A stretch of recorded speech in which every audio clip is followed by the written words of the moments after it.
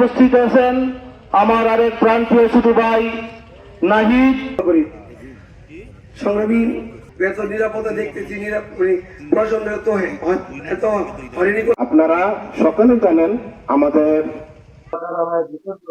তিনি অনেক নির্যাতন মামলা হামলা সবকিছু করে লড়াই করে তিনি আমাদেরকে মুক্ত করেছেন, স্বৈরাচার মুক্ত করেছেন বাংলাদেশকে। কি মানুষ তার কাছে কিছু করে না, কি বলে। তারপরে আমরা দেখেছি তিনি প্রধানমন্ত্রী হলেন, আপনারা ভোট দিয়ে তাকে নির্বাচিত করেছিলেন 91-এ বিপুল ভোটের ব্যবধানে বিজয়ী হয়ে তিনি প্রধানমন্ত্রী হয়েছেন, সরকার গঠন করেছেন। এই দেশে তিনি এই দেশের মানুষের জন্য তিনি কি করেছেন, মানুষের ভাগ্যের পারে শাসন ন্যায় বিচার মানবাধিকার এবং তিনি সংসদীয় গণতন্ত্রের উত্তর ঘটিয়ে তিনি আমরা দেখেছিলাম যে ভোটাধিকার, যেটা সবচেয়ে বড় অধিকার ছিল নির্দলীয় নিরপেক্ষ সরকার অধীনে নির্বাচন, যে আমার ভোট আমি দিব, যাকে কিছু তাকে দিব, দেখে শুনে যোগ্য ব্যক্তিকে দিব। সেই ভোটাধিকারটাকে করার জন্য নির্দলীয় নিরপেক্ষ সরকারের অধীনে নির্বাচন আবার সুস্থ নিরপেক্ষ হবে, তাই তিনি তত্ত্বাবধায়ক সরকারের বিল পাস করেছিলেন। মনে আছে আমরা বিল পাস করেছিলেন, এই যে যুগান্তকারী। তারপরে তিনি আবার তিনি কিন্তু বিরোধী দলে বসেছিলেন, তিনি জোর করে ক্ষমতা ছিলেন, তিনি জোর জবরদস্তি করে ক্ষমতা থাকেন নাই, তিনি কিন্তু প্রশাসনতন্ত্র ব্যবহার করে তিনি কিন্তু উচ্চার করে ক্ষমতা থাকতে পারতেন, কিন্তু করেন নাই। আওয়ামী লীগ যেমন দিনের ভোট আছে করেছে, আমি দামি করেছে, বিনা ভোটে হয়েছে, কি করেছে না? জনগণকে আমরা ভোট দিতে পেরেছেন, এই দীর্ঘ 17 বছর ভোট কেন্দ্রে যেতে পারেছেন, যাওয়ার আগেই তো আমরা ভোট দেওয়া হয়েছে, বলছে আমার ভোট আমি দিব, তোমার ভোট আমি দিব। এবং সেখানে দেখেছেন কিভাবে জোর জবরদস্তি করে তারা সব দেশ পরিচালনা করতে, বেগম খালেদা জিয়া তার বিরুদ্ধে লড়াই করছে এই জনগণের জন্য। তিনি জনগণের জন্য লড়াই করেছেন, প্রত্যেকে তার বিরুদ্ধে মিথ্যা মামলা ষড়যন্ত্র দিয়ে তাকে 10 বছরের কারাদণ্ড দিয়েছে, 10 বছরের কারাদণ্ড দিয়ে 6 বছর তাকে কারাগারে রাখা হয়েছিল।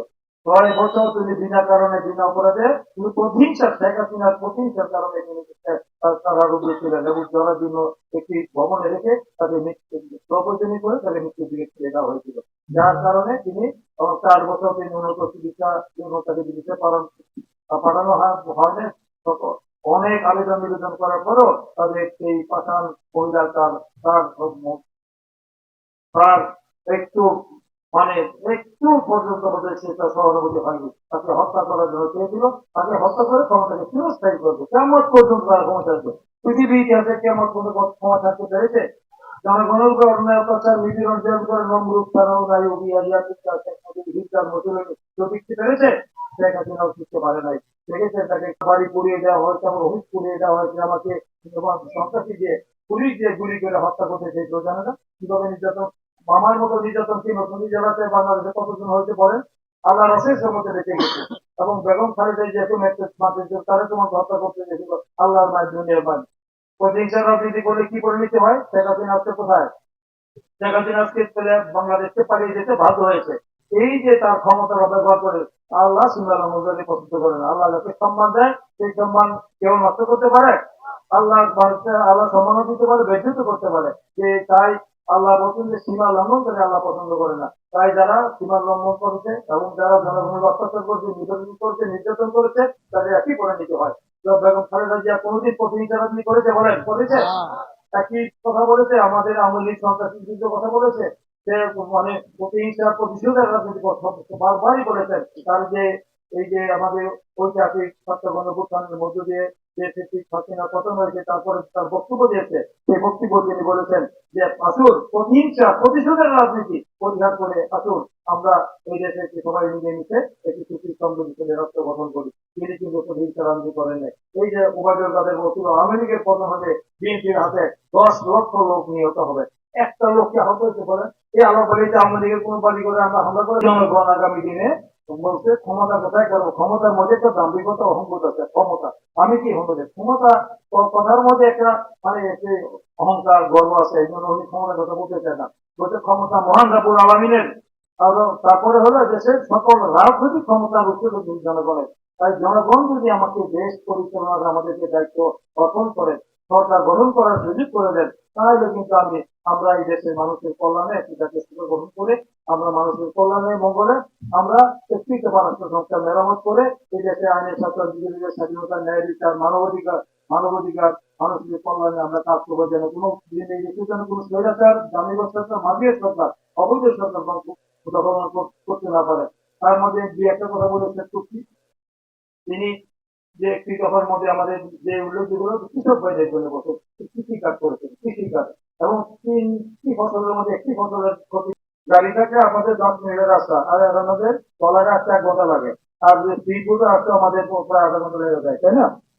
তো এই অবস্থার মধ্যে এলাকার উন্নয়ন চান না এগুলো তো আমি তারেক রহমান আমাদের আগামী দিনে দল ক্ষমতা আছে আমরা এগুলা সবার আগে যেটা আমাদের এই জেনারেল ভাই দাবি করে গেছেন এই ফাঁকে আমি বলে রাখি এটা যেটা আমার বলছে যে এখানে শ্রীনগর থেকে আলোকবাড়ি যে রাস্তা যে ব্রিজ সেই ব্রিজ অলরেডি সেটা শুধু স্ট্যান্ডার্ড অপেক্ষা আছে যে কোনো সময় স্ট্যান্ডার্ড হবে এটা কাজ শুরু হয়ে যাবে ইনশাল্লাহ এটা হবে।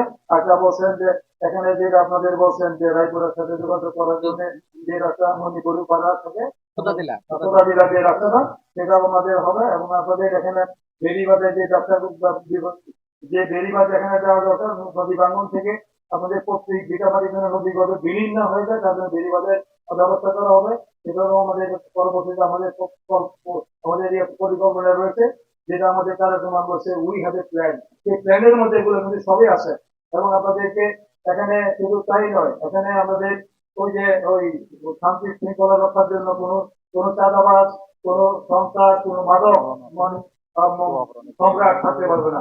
তো চাঁদাবাজ এবং সন্ত্রাস এবং মাদক মুক্ত সমাজ কি হোক আমরা চান না কি বলেন কি চান না ভূমি দখল এবং নদী যে অবৈধ বালি কাটা বন্ধ করে চান না কি বলেন মাটি কাটা অবৈধ কর্মকাণ্ড বন্ধ চান না।